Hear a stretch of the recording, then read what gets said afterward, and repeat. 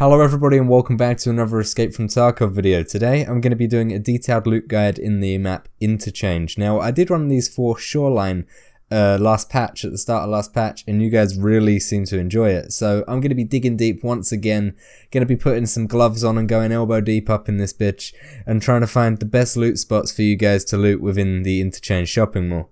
Now there is a hell of a lot of stores to go through within this Interchange shopping mall, so this video will be extremely long and I can only apologize for that, but I'd rather give you the most detailed information possible than skip over some stuff that you guys might need to know about. So we're going to be separating this video into two parts. We're going to be doing the bottom floor first and then the top floor. We're going to start off by going around the three main shopping malls, so that is the Ollie, the Goshen and the IKEA, and then we're going to go into all the little stores within the shopping mall afterwards. So let's get into it, shall we? So just a quick note, throughout this video I'll be using this map which I found on Reddit, and I'll be highlighting each area so you can get a good detailed layout of where I am inside Interchange. So we'll be starting off with the Ollie Superstore, and the Ollie actually has a hell of a lot of locked cash registers, and if you have the key you can be earning a shit ton of money for the Ollie cash registers. And not only money, but there's plenty of other things as well, like mission items such as the propane tank, for example. You can find plenty of them in this store. Not only that, but you can get alkali as well, perfect for trades and missions. Hoses as well for that hard to get mission. And not only that, but there's information kiosks dotted around the place with actual computers inside of them as well. So this is a varied place for everyone who wants to go get money, computer parts and mission items. Next up is the Goshen Store. This is at the back of the first floor of Interchange, and this store is one of the biggest stores that I've ever seen in a game. It's huge and contains even more cash registers than the Ollie store. They're all locked, so you need the Goshen cash register key, but there's absolutely tons of them. If you can actually find the Goshen cash register key on customs, you'll be golden. Now take a look at this campsite that's found within the Goshen store. There's duffel bags here, but we'll also be using that for reference in a second. This store is actually a supermarket, so the main things you're going to find here is food and drink items and miscellaneous stuff like that. But just behind the campsite, next to the 999 store, there's actually an AKM spawn as well as a weapon box. Now it's a little sign that says 999 and it's literally just behind the campsite, so it's really not hard to get to if you use that campsite for reference, and the AKM spawns there a shit ton of times.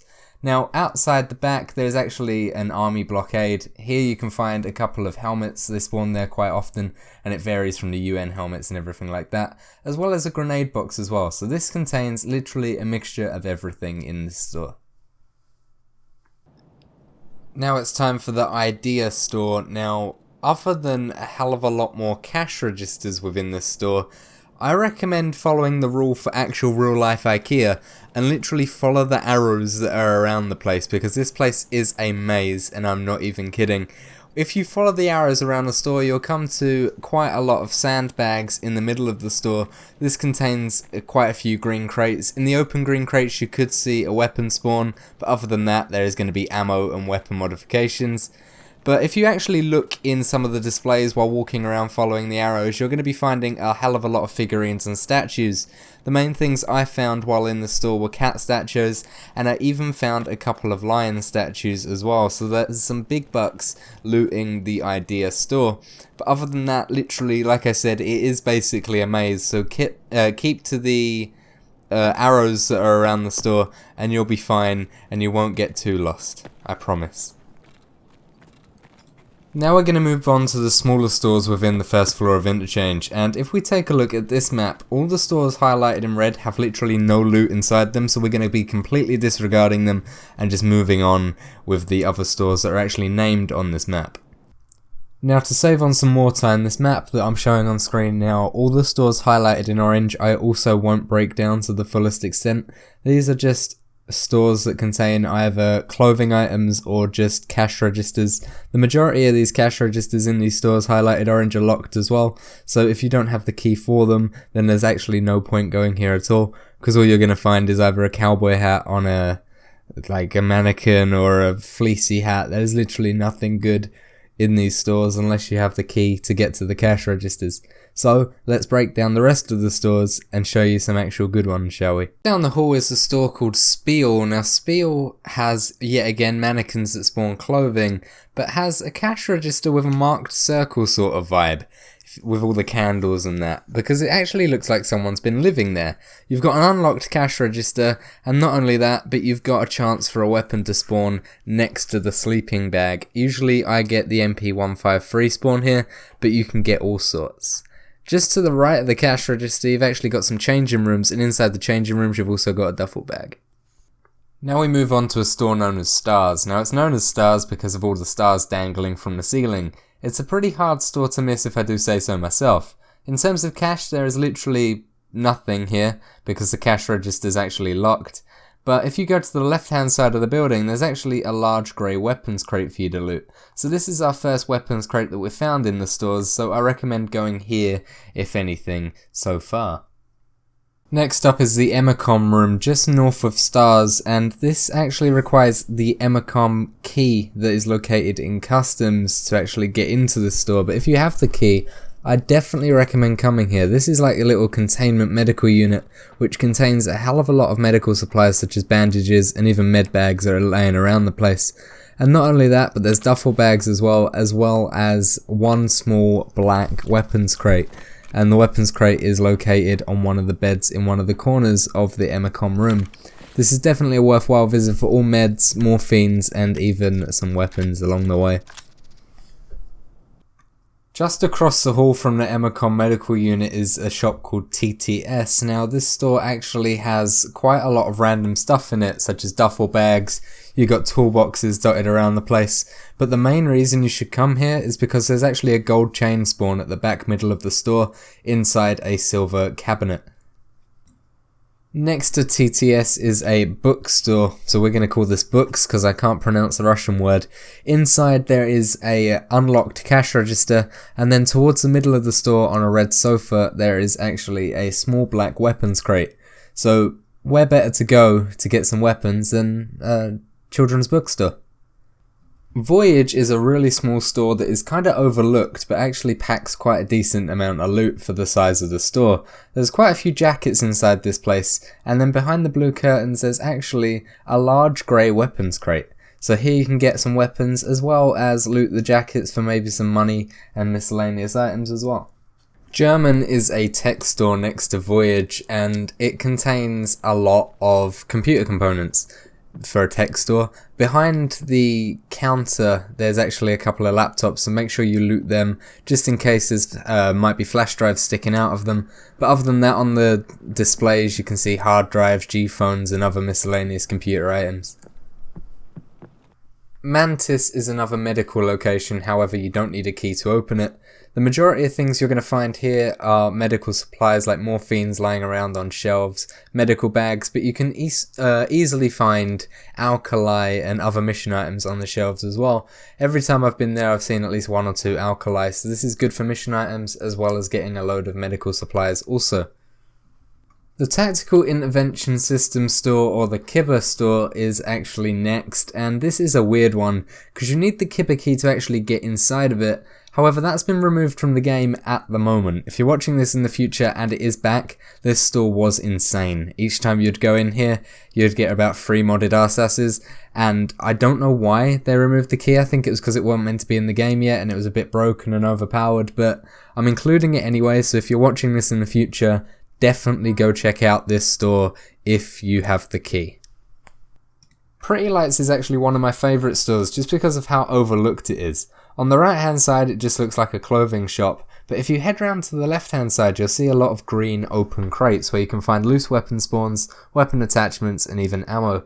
If you keep heading round to the left you'll actually see a dark grey weapons box itself right at the end, and there you can find a hell of a lot of weapons inside them. And if you head right to the left hand side, in one of the containment units on the shelf there is actually a Bitcoin spawn, so you can actually get a hell of a lot of stuff in here, and it's really overlooked, so I doubt you'll find many people coming here.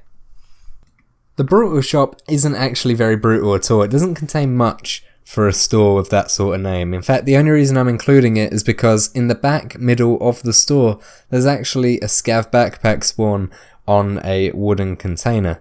So if you need a backpack, come to this store, but otherwise avoid it. The National is found just below Brutal, and this is set up sort of like a shelter, so you can find a lot of food and water and miscellaneous items within this store. However, the main reason you'd come here is because this is the only place where you can find filing cabinets on the first floor of Interchange. So if you ever need to look for keys and you're just walking around, I recommend coming here and taking a look at the 4 sets of filing cabinets. Addict is the biggest store on the first floor of Interchange and contains quite a few varied items. The most things you're going to find here are duffel bags and jackets, along with some mission items laid around on shelving units and stuff like that. But you do get a rare chance of finding loose weapons on top of green crates and on top of beds and all that sort of stuff. So keep an eye out. If you're walking past here, it is definitely worth a look because you can find some cool stuff hidden around the place. Now, if you didn't have any luck in the Addict store finding guns, you're going to just across the road in the generic shop. You can't miss it because the tank is parked literally in the doorway. But if you go inside the store, you're not going to find just one weapon crate. Oh no, that's baby stuff. You're actually going to find not even 2 actually. There's more than 2. There's actually 3 weapon crates inside the general store. And then if that wasn't enough, you've got a weapons cabinet as well. Now, after looting all this, you're going to be filled if you find lucky weapons and stuff like that. But if you look next to the weapons cabinet, the mannequin actually has a chance to spawn 4 armors. And then if you go over back behind the tank, then mannequins in the corner actually have a chance to spawn rare helmets like the 6B helmet and fast helmets. So a really good store overall, and this is where all the action's going to be. Now, I know you can't really beat the generic shop, but Rasmussen actually has a weapons crate as well. It has a slim weapons crate right at the back for you to loot, but pretty much nothing else. So we're just going downhill from now, really. Dom is next up. This store is actually pretty decent as well. I recommend checking all the sofas you can because they all have a chance to spawn body armor such as Packer and all that alongside it. Also, there's going to be a lot of duffel bags in here if you need any miscellaneous items. And then right at the back of the store, on one of the new looking sofas, the really cool plush looking sofas, there's actually a slim weapons box as well. So there's a mixture of everything inside this store. Last up is Tex Oh, and there's not much to say about this store actually. It's pretty much exactly the same as German because it is just another computer electronics store. So have a look around here for hard drives, graphics cards, all that sort of stuff. They all spawn on the shelves. And yeah, just have a look around. It's a pretty messy store, so you gotta hunt and scavenge a little bit for it. Now we've moved up to the second floor of Interchange's shopping mall, and we're going to be done rather quickly because if you take a look at this first map, all of the items highlighted in red are the stores that don't have any loot whatsoever inside of them, so there is no point going to.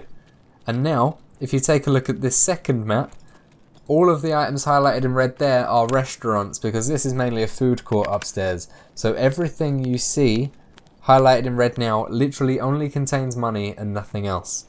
So they are tiny little restaurants or stores that only have either a cash register or loose money lying around. So there's only going to be very few stores. I think there's like 6 or 7 stores that we're going to look at upstairs that will actually be worth your while going to check out. Now, before you even get into the stores on the second floor, you need to go to the main window, and that is for the pure fact that the mannequin standing by the window actually has a chance to spawn every clothing item, including armor, on him, so definitely check him out. And then there's a jacket as well, but if you look behind the jacket on another hanger, sort of coat hanger thing, there's actually an AKS-74U spawn on there as well that spawns there quite frequently. TechLight is actually another pretty good store on the second floor. It's another computer electronics shop, so you're going to find a hell of a lot of computer items such as CPUs and graphics cards. But there's also a green pile of ammo boxes that are open where you can find literally any attachment and even an AK-105 spawn, as well as some graphics cards behind it. Now, just across the hall is Anteca. Now, this is a little tiny shop with a load of meds in it. So you just go into the blue, white and red officey area, and you'll see that there is a ton of med supplies in the silver cabinets, including morphines and salewas and all that juicy stuff. Now the fashion store is honestly pretty garbage, but if we go inside anyway, there's literally only one single duffel bag for you to loot. So honestly, it's not even worth your time, and I don't recommend going here. INTERCHANGE is another technology store, and it isn't as good as the previous ones because all I have found going here multiple times is either D batteries or rechargeable batteries and all that sort of stuff, and you can't even find anything good like CPUs or graphics cards here. Amusements is the next store we're going to be looking at, and again, for a big store there is not much inside of it. However, you can find a cash register for some cash, and then at the right side of the store, if you go right to the back, there's a little hidden entrance with a couple of pool tables. On the first pool table there's a duffel bag, and on the second pool table there is a chance for an AKMS to spawn there. This store's next, and I'm saying this store because I don't know how the hell to pronounce it, but it's basically a shithole. And there's literally nothing in it other than a toolbox. So another bad place to go, but if you're in need of tools, other than looking in the mirror, I guess you'd go here. It's now time for the MK store. Now, what's so special about the MK store, you may ask? Well, it has a big, large weapons crate right near some contemporary art. Anything else in here, you may ask? My answer to that question is a big old no. Now the last store for this video is the Eastland Store right next to the MK store, and this is a disappointment. It has one duffel bag in it and a cash register, but it's not even a good cash register because it's locked. So the second floor overall has been a really big disappointment, and I recommend the main area you should go around is the generic store, and then go to Ollie or Goshen or IKEA for the rest of your loot. And yeah, focus on the PvP, because the PvP is definitely around the generic store sort of area, because that's where all the good shit is, basically. I hope you guys have enjoyed this video. I have tried to cover it in as much detail as possible. This video would have been, I made 2 of these, basically, this covering every single store, even the stores that have shit all in them, and covering just what I've covered in this video. The one covering all of them took up about 40 minutes, so I hope 20 minutes is okay for you guys. The map that I was using is not mine, as I said earlier. I found it on Reddit, and I've just basically run it through Photoshop to clean it up to make it look better for the video, but I will link the original maps in the description for you so you can take them out and use them for yourself. But anyway guys, thank you so much for watching. If this did help you out, a like and a comment is always appreciated, and subscribe and join the Discord as well, because you know we've got a big old community going over there, and then when I stream I'll announce it on there and you can come watch me stream, and it'll be a fun time together, and you know you'll love me forever just as much as I love you guys. Your support's been incredible. Thank you so much. I will get back into the swing of things. It's going to be a bit on and off for the time being because shit is going down with me and my personal life, so I need to, you know, do stuff about that. But I will make videos as much as I can. Thank you all for your kind support and shit on my videos. I appreciate it so much. And if you stayed towards the end, let me know, because you're getting to get a cookie. I'll ship a cookie to you, an Oreo or something. I love you guys. I'll speak to you soon.